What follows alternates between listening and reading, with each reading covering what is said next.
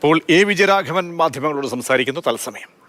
നിങ്ങൾ എപ്പോഴും ചിന്തിക്കുക, ഒന്നിൻ്റെ ആവർത്തനമാണ് മറ്റൊന്നാണ്.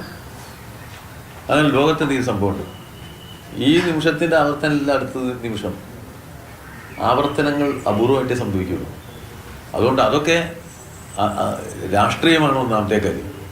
ഏത് വ്യക്തി മത്സരിക്കുന്നു, ഏതാൾ മത്സരിപ്പിക്കുന്നു എന്നുള്ളതല്ല.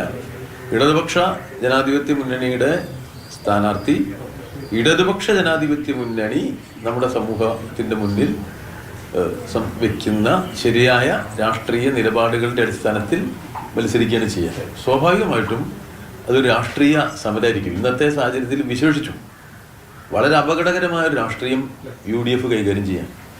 എല്ലാ മനുഷ്യനെയും വർഗീയവാദിയാക്കുക എന്നുള്ളതാണ് UDFിൻ്റെ ലക്ഷ്യം.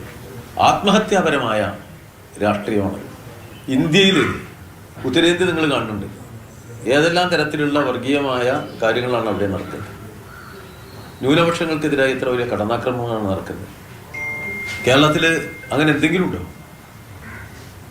ഇന്ത്യയിൽ ന്യൂനപക്ഷത്തിന് ഏറ്റവും കൂടുതൽ സുരക്ഷ കിട്ടുന്ന സംസ്ഥാനം കേരളമല്ലേ? അത് കേരളത്തിന്റെ പ്രത്യേകതയാണ്. എല്ലാ വിഭാഗം ജനങ്ങൾക്കും ഇവിടെ സംരക്ഷണമുണ്ട്.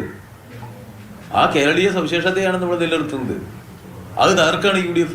അതിനെ തകർക്കാനാണ് UDF ശ്രമിക്കുന്നത്. ഒരു ചെറിയ രാഷ്ട്രീയ ലാഭത്തിന് വേണ്ടി ഏറ്റവും മോശപ്പെട്ട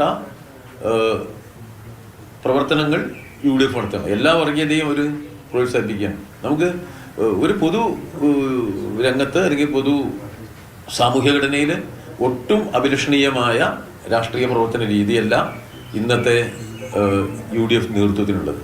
എല്ലാ വർഗീയതയ്ക്കും ബ്യൂറോ അംഗം എ വിജയരാഘവനാണ് അൻവറിന്റെ പ്രഖ്യാപനത്തിന് പിന്നാലെയുള്ള പ്രതികരണങ്ങൾ നടത്തുന്നത്.